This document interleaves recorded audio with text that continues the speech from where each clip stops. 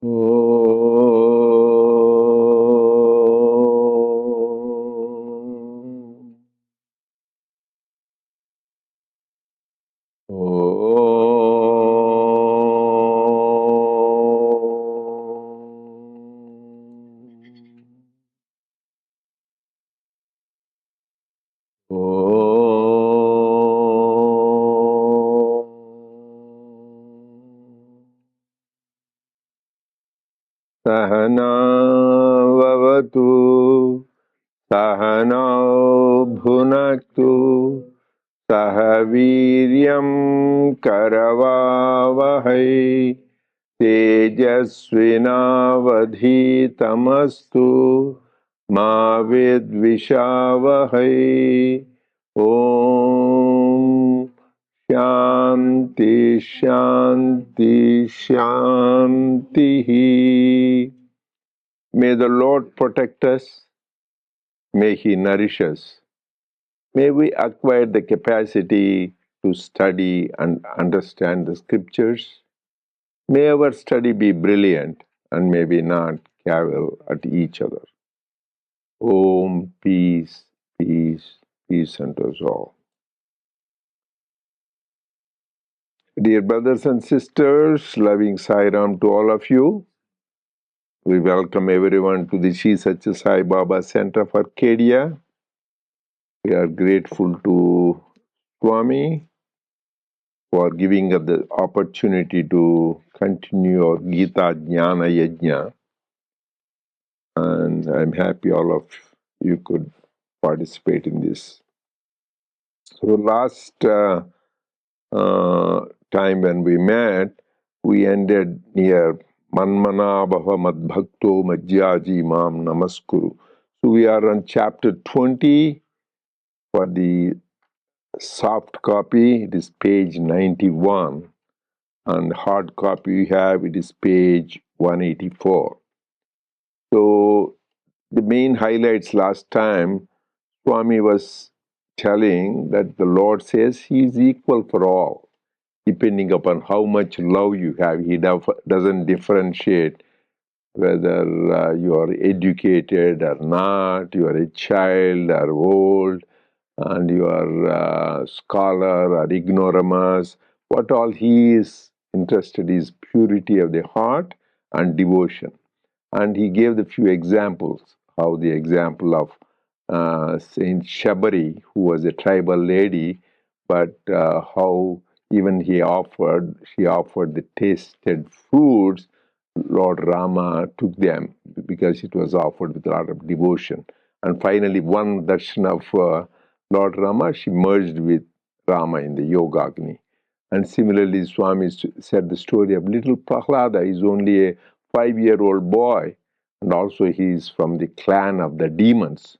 But still, he was intoxicated with the love for God and always in communication. And also gave the example of Nandanar. Those days they call untouchable. Even now, some places they do that. That means, anyway, I can't say that they are there all over the world, even the way they were treated the blacks in certain countries and Africa and in this country at one time.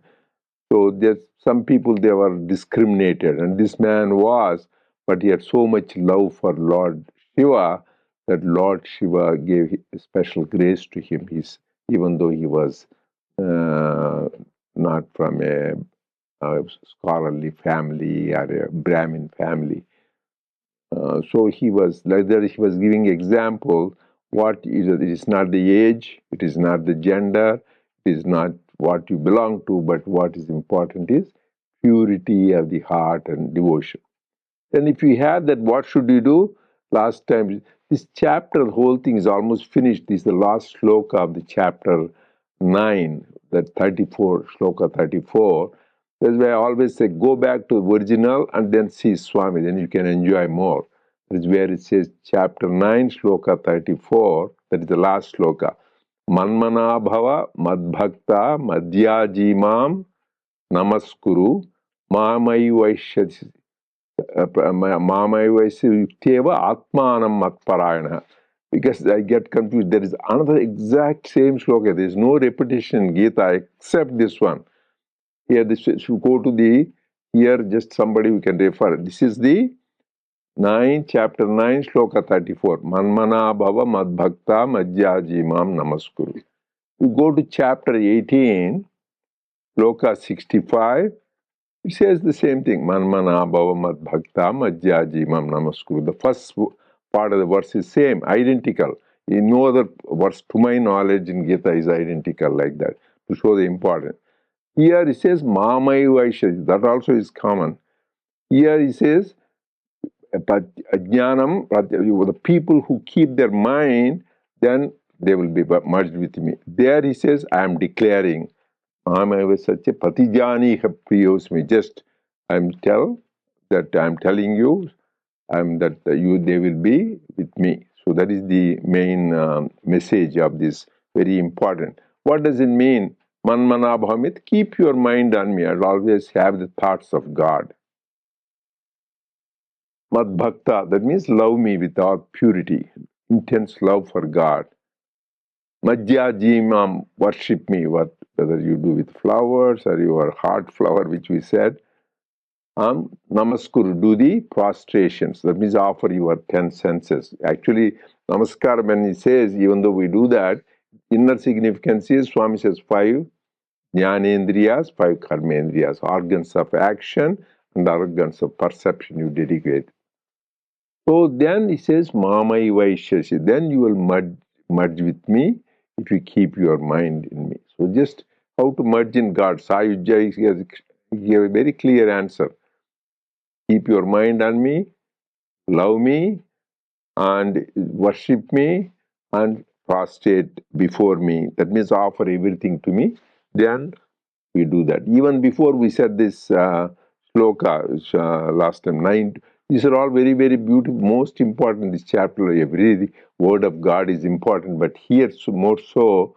This is the one where we talked about chapter 9, shloka 27.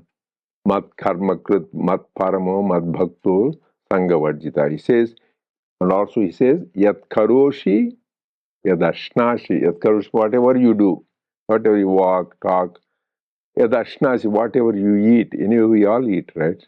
Some people eat 1 meal, some eat 2, some 3, and some 4, 5 meals. Whatever you eat, yat ashnasi, whatever you do, whatever you eat. Yat juhoshi, even whatever yajna, like people do. Yajna is service or whatever yajnas, like people do the real formal fire yajna. Dadasiyat, whatever charities you do, people do charity of your time, your money, energy, talent, whatever charities.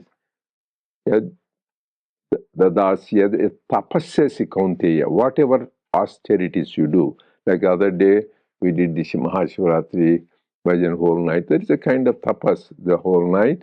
You think about it, you forgo your sleep and food. Those are the basic things human beings crave for, right? That is what in ahara, nidra, bhayamaithunancha, pashubir samaha. These 4 are common.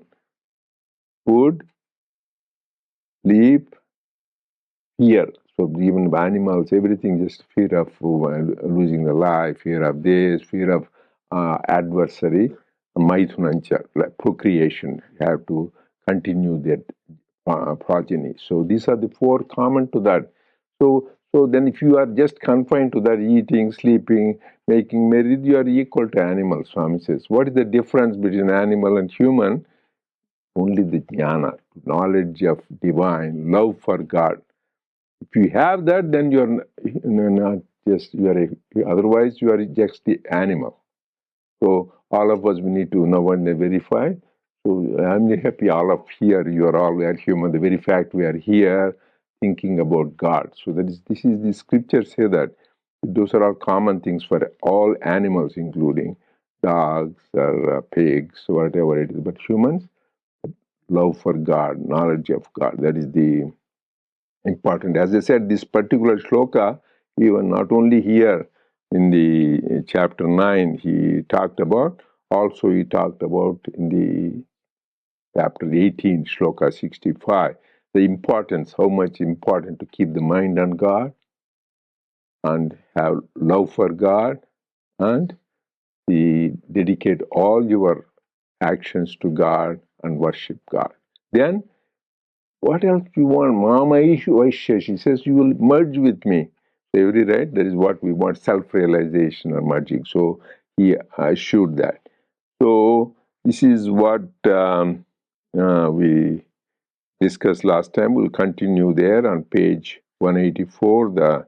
In the book, it is the last paragraph. In the soft copy, starts with immersed in Manava Tattva. That is where it starts. You can start it.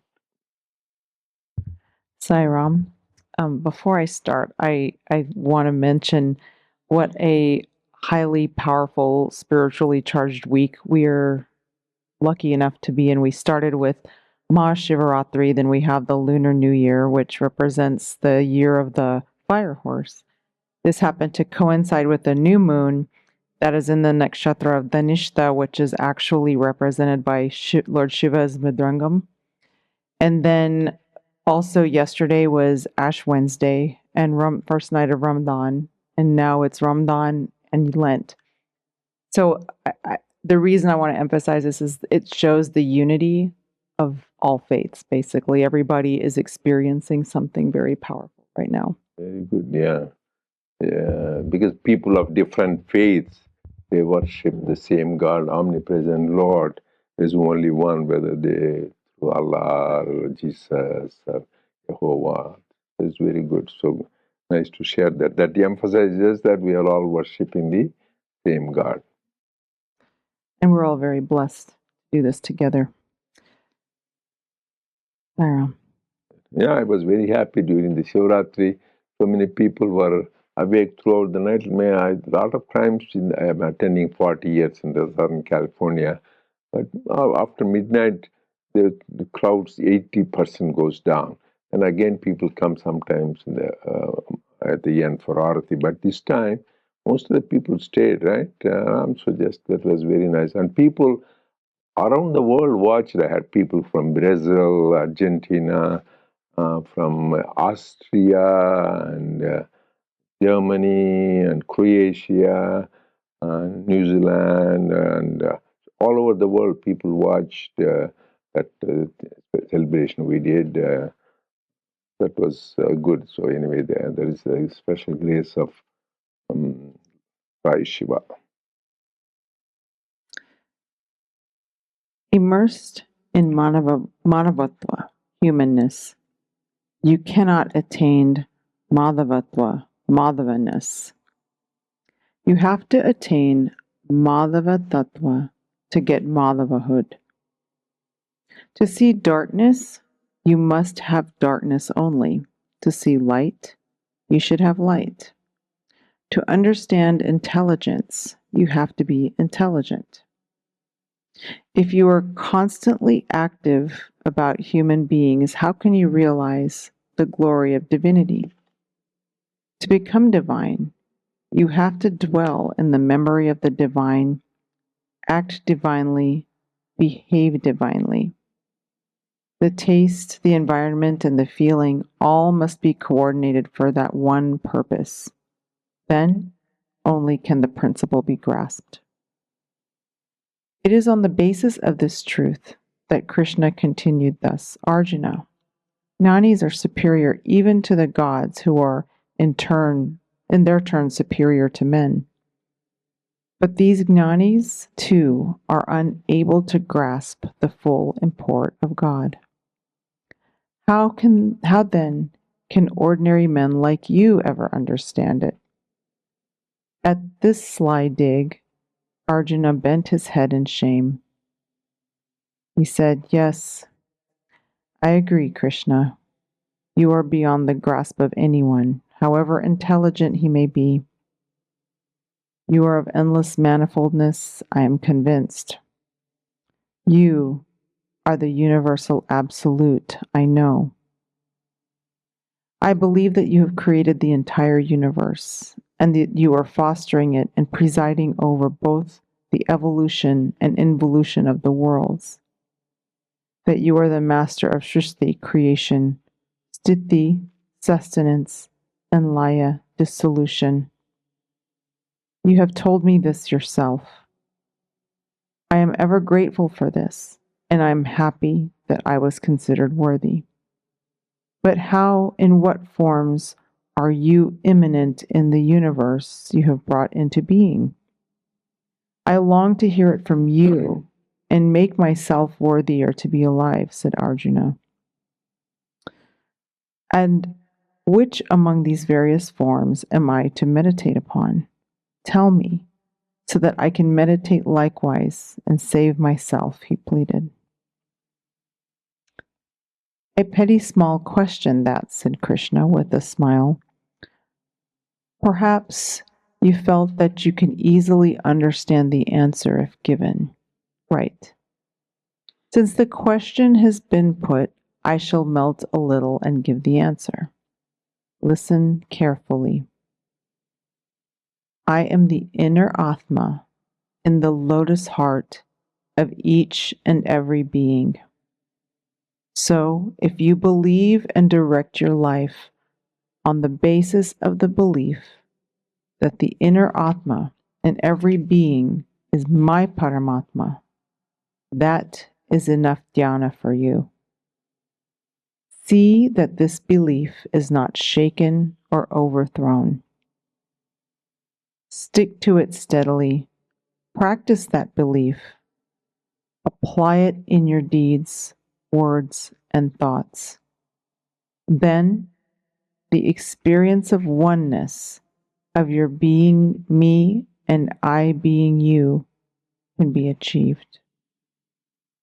The 5 elements, earth, water, fire, wind, and sky, are also my forms. I am the activity in the sun, moon, and stars.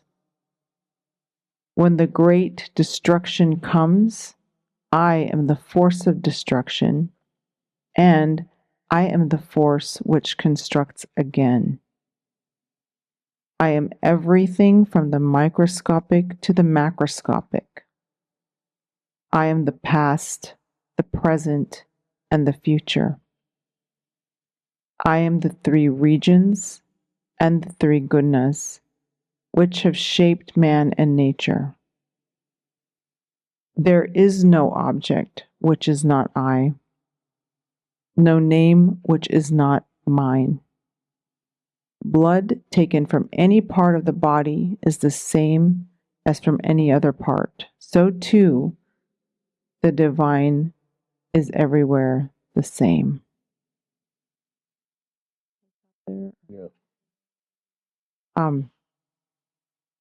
So this conversation is very powerful and very important because we have, I think we're starting to go into the chapter 11 content too. I think that comes a little bit in chapter 20, where Arjuna he's understanding what Lord Krishna is telling him, but he still feels that he needs a little bit more.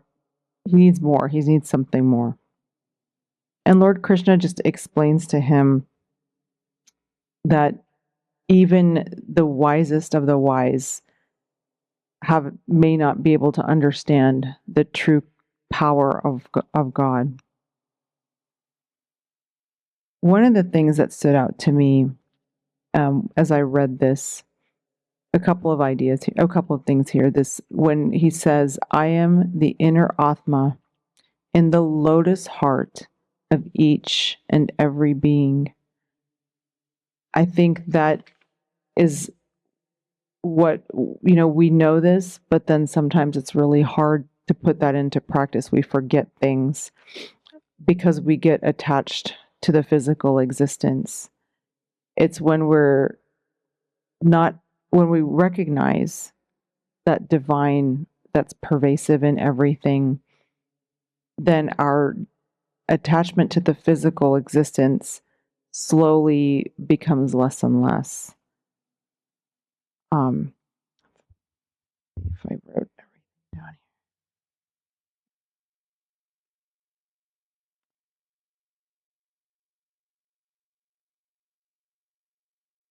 one of the thoughts that came to me with that particular statement is, when you find yourself sort of being intentionally aware of universal divinity, excuse me, your own life becomes like a seva, because you're smiling a lot, you're happy, you're exuding that.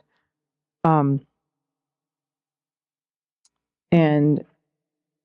one of the things I was reading, just thinking about this happiness, there's a researcher actually at UCR, Riverside, who has done a lot of research on happiness and how people find happiness. And she says the key to happiness is feeling loved. So I think for anyone that has been called into Swami's fold, there is no reason for us not to be happy, because Swami is the epitome of just making us feel loved. And I think God does that too.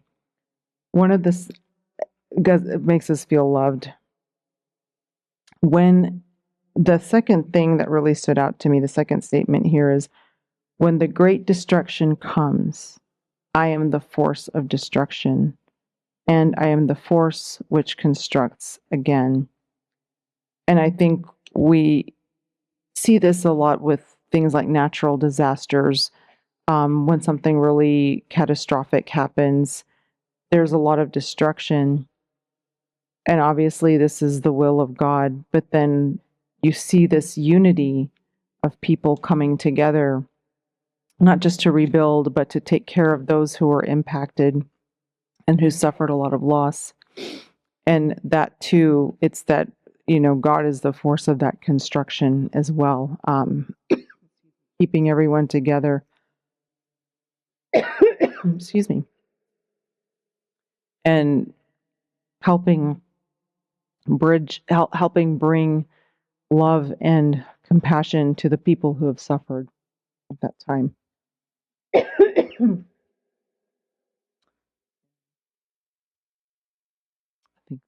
Sorry, I had written down a bunch of stuff. That's good. Yeah, so just people can interject, or always you can add your comments. Here it is not only just reading, but some people have different understanding of the same words, and so just that is why we need to dive deep. So when it has a superficial meaning, is when you read literal translation. Here it says to worship. Then they have inner meaning, that is called antarartha. Then they have called paramartha. So same words, they have literal meaning, that is word by word. Then they have inner meaning, and finally they have paramartha, divine meaning. So you need to know that. Here, first he said, how do you merge with God, right? So he told, you will be merging with me if you keep your mind on me, you love me, you worship me, you do prostration. So he has very clear instruction. Now, as a good, sincere disciple says, okay, how do you think that then about you? Then he clearly says, if you are on the human level, you cannot be in tune with God. You have to raise to the divine level. Like Swami says, only a diamond merchant knows the values of a diamond.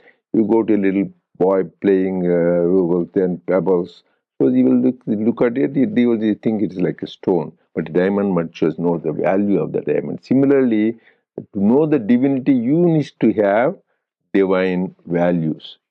So first, Swami says, we are first to be human. Then you can become divine. Human values, we all know that, right? How many of us can sincerely practice Sathya, Dharma, Shanti, Prema, Ahimsa, truth, right conduct, peace, love, and non-violence? Then only we are human. And as Lord says, not many people practice. Then you are not. If you are not even human, you can't think about divine. Then you become divine. But if you practice animal qualities, that is, there is eating, sleeping, being merry, and then procreation. That is it, life is. Then you will be animal. Next life, they say you will be Tiryak Jivita. So we can become a dog, or a cat, or a pig, or a cow, or whatever it is. It is recorded. As I said, I gave an example of Shri Sachirita, how two brothers were born as two goats, and two guys who didn't like each other, born as a snake and a frog, and a lady who was very much serving From a cow, she evolved almost to the level of a Brahmin. So you can progress, evolve, or you can devolve, depending upon the kind of action you do. If you really live in the animal qualities, then that is what you will become. Then there are demonic qualities. How are the demons are? People imagine demons are very dark complexion, they have got big mouth and three teeth. The demons could be most handsome people, most beautiful. Like Ravana is supposed to be one of the most handsome person. He is well versed in scriptures. He knows in good arts, music, dance. But main thing is you yourself go to the chapter 16 of Bhagavad Gita. All of you, next time I'm request you look at it. That name of the chapter is, anybody here knows? At least before the end of the Gita Vahini, know all the 18 chapter, each chapter name. At least you may not know the Gita 700 shlokas. At least what are those 18 chapters? Okay, is anybody in here, whole congregation, tell one? Okay, at least number 16 chapter is Daivasura Sampad Vibhaga Yoga, a chapter which deals with divine and demonic qualities. Who is a demon? They say, Dambho Darpok Abhimanacha Krota Parushyamyevacha. Anybody who has too much pride, who is show off, and who is very rude, who has too much anger, is a demon. Do you see any demons around in the world? Yeah, plenty of them, because people, even we sometimes exhibit those qualities. Very clearly said, Dambho Dharpo Koda Parushyamyevacha. Whenever we have anger, whenever you are very rude, whenever you have show off, pride, ostentatiousness, that is a demonic quality. So if we have that, then you'll be born into demon. Whereas divine qualities, also in the same chapter, first 3 shlokas are about divine qualities. How you are very truthful, how you are compassionate, and you always want to serve the elders, and want to serve saintly people, and you want to give charitable. So all that feel the pain of others as your own. If you have these qualities, they are divine qualities. Daiva Asura Sambadvya. So then, if we have those good qualities, that means like we spend time the night thinking about Swami's glory, Shiva, and then serving people and thinking about that, then with all the good punyam, you will go to Devaloka, become God. But here what Swami says, that is not the last. There are people who become gods. Once you have punyam, because you good merit, you did service, you did that, you become God. And once you finish your chine punye matya loka vishanti, even Lord Krishna says, once your good merit is gone, again you have to come back here. It's just like going to nice vacation spot, a lot of money. Once you finish your spending that, you come back to your home, right? Similarly, once you finish your thing, that is why he says, greater than gods are jnanis. Because there is a story, all the gods, people we think, Indra, Brahma, they are not permanent. That is a title, like president. He still lasts for say 80 years, somebody 20 years. Similarly, Indra, somebody who does more merit than him, then he will become Indra. At one time, the real Indra, there is a nice story. It is happy, it is in the scriptures. So, it is actually people read Lalita Sahasranam, they can see there is called Pulomajachita. One is, so anybody knows Pulomaja? Who is Pulomaja? It's in Lalita Sahasranamam. One of the names of mother is Pulomajachita. Pulomaja is the wife of Indra, Sachi also called. So this Indra, there is big story, it will take a long time. So he was dethroned for whatever bad thing he did. He killed one of the Asuras, but in a cheating way, Rutrasura. So he was cursed, he cannot be Indra anymore. So they have to find somebody to occupy that position. You can't leave that vacant because he's the king of gods. So they looked for, they found this great king called Nahusha. He's a great king. He did 100 yajnas. So then you get the entitled for the title. So he was made a king. He was such a nice man. But once you become Indra, power corrupts. That is, whenever you get power, you get arrogant. Power and money, these are to do dangerous things for spiritual seeker. Once you get that, you think this guy is 100 yajnas, that means he must be great saintly man. But once he took that, he was very arrogant. He thinks he's a big shot and all that. So, because pride comes whenever see the people who have power in the world, anywhere, even in simple places, organizations, also it can happen. Then everything is okay. He demands everything positional.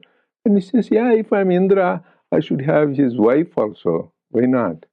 The previous Indra's wife, my God, she was so, that's such an atrocious thing. So she was so scared, he didn't know what to do. Then he prayed to Mother and she says, please show me the way. This guy is so bad. She wants to, yeah. Then he gets an idea. Say, yeah, I will see you. You will come to me, but you should come in a palanquin carried by the sages. That is very sad, bad. Maharshi is to carry somebody on palanquin. You don't want anybody to carry. Actually, when we went to, I remember that where that is, Kedarnath. There it is very steep. It is difficult. So for me, it is hard. So I wanted to go up. Then those Sherpas, they take you, even you are. They look so skinny and they take. But Haima said, refuse. No, I don't want anybody to carry me anywhere. There is lots of things. And that guy was, but ma'am, please let us take, because he wants money, because he thought he won't make money if he doesn't carry. No, I'll give you money, but I don't want you to carry me like that. So, but this guy is so bad, he wanted it to be carried. And all these great sages, Agastya and all this were carrying to take to Sachi Devi's house if you take. Because there is the plan of Deva. This guy is so arrogant, he's so anxious to go to her. He just tells that Agastya, hey, he kicks him in the left foot, move fast, move fast. There is a word called sarpa in Sanskrit. That means move fast, move fast. And the sages, if they get mad, they get really mad. You become a snake right now. Indra, from all the way from Indra, he becomes a big python snake. That is the one, this is a big story in Mahabharata. Dharmaraja releases him from that because he has to answer Nahusha Prashna. So even becoming a Indra, you can go down the thing and you can replace. Same thing with Brahma. Nothing is permanent. But once this jnani is, because they have become one with Brahma, there is no going back. That is why in Purusha Suktam third, what is that great Marichinam Padamichanti Vedasa. Even gods, they want to become like Marichi, the great Rishi, because they are one with God. So even those people, they said they cannot know my glory. He said, what he is telling is, gods cannot know my glory. Even Maharshis, it is very difficult to know my glory. So just enjoy. That's why where Swami gave the discourse in May 17th, 1968. Please refer to that. Where he says, no one can know my reality today or even after thousands years of austerity or penance, even if the whole humanity combines. Swami himself, nobody can understand. So don't try to analyze why Swami did this, why Krishna did this, why Rama did this, Jesus did this. Whatever they did is dharma. Whatever they said is truth. We should have that complete faith in that. So here, even you can be downfallen from the level of the gods if you are not behaving, if you have the ostentatious pride, arrogance, and thing. Whereas you can be elevated from the level of the human if you practice the divine qualities. But if you are a jnani, that is the best. So that is another important point. It is there. And here, there are two chapters, one by one, he is touching. Chapter 9 we finished. Two chapters. Chapter 10, which is, what is it called? Vibhuti Yoga. Vibhuti means not, Vibhuti, people think is only the ashes, Vibhuti. But Vibhuti means glory of God. Mad Vibhuti Sarvam. What is the glory of God? That is the chapter 10. And chapter 11 is that is Vishwarupasan, cosmic vision, where he gives the whole vision. So he says, I want to see your form, how what is it? Then that is the time this Vibhuti Yoga, Swami made it concise, where I am the beginning, I am the end, I am the creator, I am the sustainer. So I'm everything. So that is where he says, to relate to that, beautifully, I will just cite some highlights. He says, what are you? What is your glory? So that you need, so among mountains, I am Himalayas. I am among Pandavas, I am Anujina. And among trees, I am Ashwatha tree, the people tree. So the Bodhi tree we planted there, he says, I'm among the Ashwatha tree. And then among the Devarshis, I'm Narada. Like that, he goes on identifying with all the things and says, if you go on looking at it, you should remind of God. And finally, he says, there is nothing but me. I'm everything. So there is nothing. So he says, I am Rudra, I am the Shankara, I am the Vishnu, I am in Vedas. Who is among the Vedas? Vedanam Samavedosmi. He says, I'm of the Vedas, because Samaveda is where it is more about musical interlude. And Indriyana Manashyasmi, of the senses, I am mind. Like the beautifully he goes on telling, and among Maharshis, I said Devarshi is Narada. Among Maharshinam, Bhrugurha. I am the Bhrugu. And Yajnanam, this many times I told before, what Yajna is. Yajnanam, Japa Yajñosmi. Of all that means gives of all the yajnas, there are 12 types of yajnas. I am yajnanam japa yajñosmi. Stavaranam Himalaya. Like he goes on telling who he is. That's I already showed Ashwattaks Sarvaruchanam. Devarashinam Naradaha.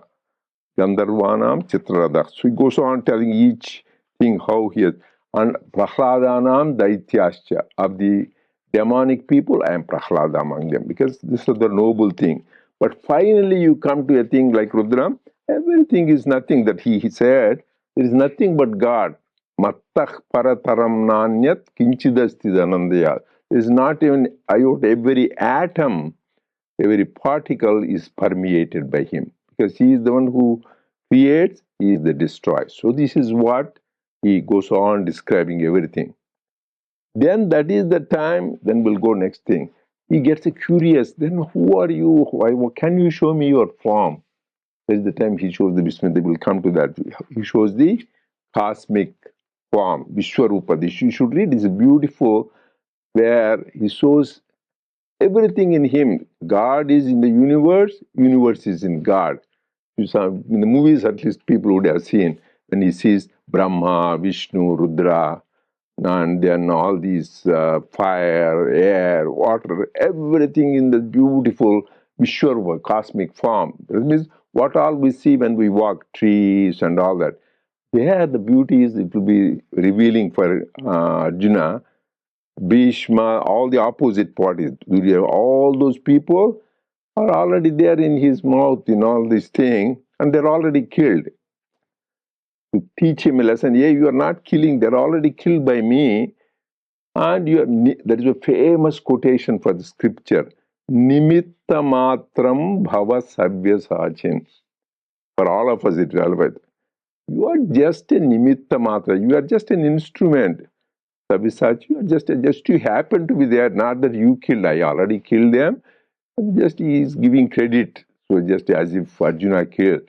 So then that is a big revelation for him. I'm just like we all of us in everything we do, we are just an instrument, not that we are the doer. But once you see that already they are killed, then he get a good experience. Oh my God, I already, those are killed, you happen to be there. Otherwise he says, oh, I have to do, what to do, how to kill, because these are not ordinary people. Bhishma, Drona, they are one of the most powerful warriors. Nobody can stand against them. So that is why Lord Krishna says, hey, don't worry about it and just kill. So this is, time going already, yeah. Is up? Time is up, I guess, almost, right? Or is there only for 5 minutes? Anybody has any comments or questions? Please do so. Because read this. We go to original thing, read Vibhuti Yoga, that is chapter 10. Because Swami finished 9th, now he is going into 10th and 11th, where Arjuna asked the questions, I want to merge in you, but who are you? What is it? Then he says, you cannot know about me. There's a period. Then, but whatever you see, think it is. And gave the example, all these Himalayas, trees, and sages, and all that. Then he comes to this, okay, then I want to see a practical demonstration. You say you are that, Vibhuti. Show me Vishwarupa, yeah, see, this is what. But everybody cannot see. They're also leader. Dadami Divya Chakshu. I am giving you special eyes. Otherwise, you cannot see. The same cosmic vision, like here, there are microbes, people will say. Can you see that? But if you put a microscope, you can see that. And same thing, galaxies, they say, oh, the Jupiter, or it is there. You cannot see. Put a big, powerful telescope, you can see. So you need either a telescope or a microscope. Same thing exists, but we don't see it unless you. Similarly, here you need jnanascope. So you have jnanascope, you see God everywhere. Otherwise, you will be ignorance. That is why even when he gave this Vishwarupa Sandarshana, another time he gave. When did he give another time? In the time, when he goes ambassador, he goes in the assembly of Dhritarashtra, he gives the vision. That time nobody could see him, only people who came see him, the sages, Narada and Bhishma, there were people with pure heart. All these bad people, Duryodhana, everybody completely flat. They were unconscious. They could not even see. Because only the Dhritarashtra is a bad man, but he had desired. So God temporarily gives him that special vision that he could see that cosmic form. But only all the people fell except the people with pure heart, the sages, saints, great people. Because similarly, there is the whole thing, Swami says, Pashyanna piti pashyati mudho. Even Adi Shankara says, Mudha, we are all ignorant. You are seeing God, but still you don't see Him. Because we are confusing it with something else. Sachit one time shared this nicely. He was going with Swami in the car. He says, do you want to see God? Swami, please show who else. Then he rolled the window down. See, there is all God. It means everything you see is God, you think something else. If you think at the worldly point, that is all. When you are walking, you see the tree, that is Rudra, that is Lord Shiva. Or when you are seeing a nice river, that is it. We show the ocean, that is the Lord. And you see the leaves, you see even dogs, there is this thing. Horses, you see it is Rudra. Like that, everything you see, you divinize them. For that, you need that divine vision. Otherwise, same good things, you can see it as negative. So these two chapters you go, then you can really enjoy the real beauty of what Swami is telling here.